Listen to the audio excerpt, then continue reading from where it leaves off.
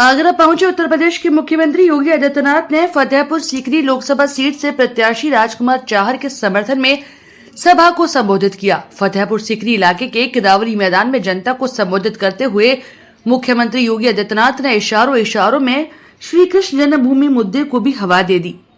उन्होंने कहा कि अब अयोध्या और काशी को अपना अधिकार मिल चुका है और अब ब्रिज की बारी है। तो वहीं सपा मुखिया अखिलेश यादव पर बोलते हुए कहा कि कुछ लोग माफिया की कब्र पर जाकर फातिहा पढ़ रहे हैं। मैं जनता से कहूंगा कि वो उन्हें 5 साल के लिए छुट्टी दे दें और कहें कि 5 साल तक फतिहा पढ़ो। वहीं प्रत्याशी राजकुमार चाहर के समर्थन में वोट अपील करते हुए सीएम योगी ने कहा कि अब हर आदमी को राजकुमार चाहर बनना है और कमल खिलाना है। जिन्होंने विकास की योजनाओं के लिए आपको तरसाया था, जिन्होंने गंगा जल के लिए आपको तरसाया था, उनको वोट के लिए तरसा दीजिए, कह दीजिए कहीं नहीं। जब आपको मौका मिला तब तो आपने कुछ किया नहीं। जब मौका मिला ये माफिया और अपराधी को अपने गले का हार बना करके प्रदेश के व्यापारी और बेटी की सुरक्षा में सेंध लगा रहे थे। कांग्रेस और सपा बसपा देख रहे हैं, सभी लोग माफिया की कब्र में जाकर के फतिया पढ़ रहे हैं।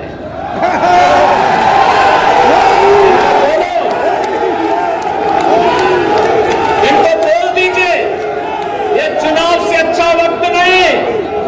इनको बोलो कि जाओ, वोट तो कमल निशान पर जाएगा। तुम लोगों को 5 साल की छुट्टी दे रहे, फतिया पढ़ो तो। और इसीलिए हम लोग आए आपसे कहने के लिए, बहनों और भाइयों, मोदी जी का तीसरा कार्यकाल भारत को आत्मनिर्भर भारत और विकसित भारत बनाएगा। विकसित भारत के लिए वोट भाजपा को चाहिए। आत्मनिर्भर भारत के लिए भाजपा को वोट चाहिए। हर नौजवान के चेहरे पर खुशहाली लाने के लिए, हर बेटी को सुरक्षा और स्वावलंबन के मार्ग पर आगे बढ़ाने के लिए, भारत को दुनिया की एक ताकत बनाने के लिए भारतीय जनता पार्टी को आपका आशीर्वाद चाहिए, आपका समर्थन चाहिए। में पार्टी के कार्यक्रमों में किसानों के मुद्दे को लेकर के पूरे देश के अंदर कार्य करते हैं। मैं आज आपके लिए अपील करने के लिए आया हूं। आपने सांसद चुना, पूरे देश के लिए काम कर रहा है। आपके लिए तो गौरव के साथ बोलने की आवश्यकता है। हमारा सांसद केवल फतेहपुर सीकरी के लिए नहीं, पूरे देश के किसानों के लिए काम कर रहा है। इसलिए मैं आपसे कहने के लिए आया, आपका दायित्व बनता है। पाकिस्तान अलग हुआ था। पाकिस्तान की कुल आबादी 23 से 24 करोड़, भारत की आबादी 140 करोड़। भारत के अंदर 80 करोड़ लोग 4 वर्ष से फ्री में राशन की सुविधा का लाभ प्राप्त कर रहे हैं। और पाकिस्तान के अंदर 23 करोड़ जनता भूखों मर रही है, बदहाल है। जितनी पाकिस्तान की आबादी, उससे ज्यादा आबादी को प्रधानमंत्री मोदी जी के नेतृत्व में 10 वर्ष में गरीबी रेखा से ऊपर उठा करके खुशहाल जीवन और स्वावलंबन का जीवन जीने के लिए आगे बढ़ा दिया गया है। बहनों और भाइयों, कांग्रेस के लोग, सपा बसपा के लोग गरीबों के मुंह में डकैती डालते थे, इसीलिए जनधन अकाउंट नहीं खोलने देते थे, इसीलिए रसोई गैस के लिए तरसाते थे, इसीलिए किसान आत्महत्या करता था, क्योंकि किसान सम्मान निधि जैसी योजना नहीं थी। गरीब सर्दी में ठिठुरने के लिए मजबूर होता था और बरसात में भूखों सो जाता था। क्या स्थिति थी? 4 करोड़ गरीबों को मकान मिल गए, 12 करोड़ किसानों को किसान सम्मान निधि का लाभ मिल गया, 10 करोड़ गरीब परिवारों को उज्ज्वला योजना का रसोई गैस का कनेक्शन मिल गया। और मोदी जी ने कहा है जो बचे कुचे हैं, अब कार्य इस तीसरे कार्यकाल में उन सबको भी हम सिचुएट करेंगे, पूरी तरह हर व्यक्ति को सुविधा का लाभ देंगे। आपने देखा होगा, कोई भेद नहीं किसी के साथ, न किसी की जाति, न किसी का मत, न किसी का मजहब, कोई चेहरा देख करके योजना का लाभ नहीं। योजनाओं का आधार सबका साथ और सबके विकास के आधार पर दर्शन करती है।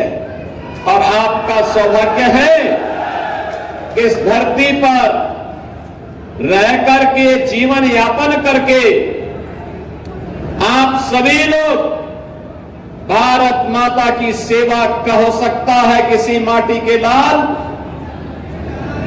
CRKS भदौरिया वायुसेना के अध्यक्ष के बाद भारतीय जनता पार्टी के साथ मिलकर के आप सबके लिए कार्य करने के लिए तत्पर हैं।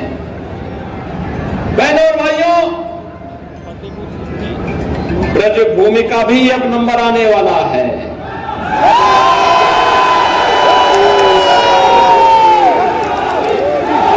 अयोध्या, काशी ने अपने लक्ष्यों को प्राप्त कर लिया है। अब तो बारी आप ही की है। अब विकास के लिए आपको कहीं कोई तरसने की हिम्मत नहीं कर पाएगा, क्योंकि अब तो आगरा में भी आपका अपना एयरपोर्ट बन रहा है।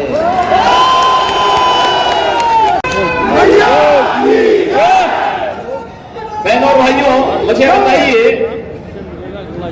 आपने रामनवमी के दिन देखा होगा भगवान राम का सूर्य तिलक हुआ था।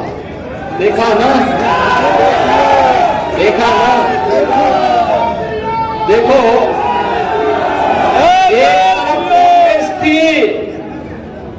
एक तरफ कांग्रेस थी, समाजवादी पार्टी थी, बहुजन समाजवादी पार्टी थी। राम जन्मभूमि के लिए हमसे कहते थे क्या प्रमाण है कि राम का जन्म अयोध्या में हुआ, ये लोग बोलते थे।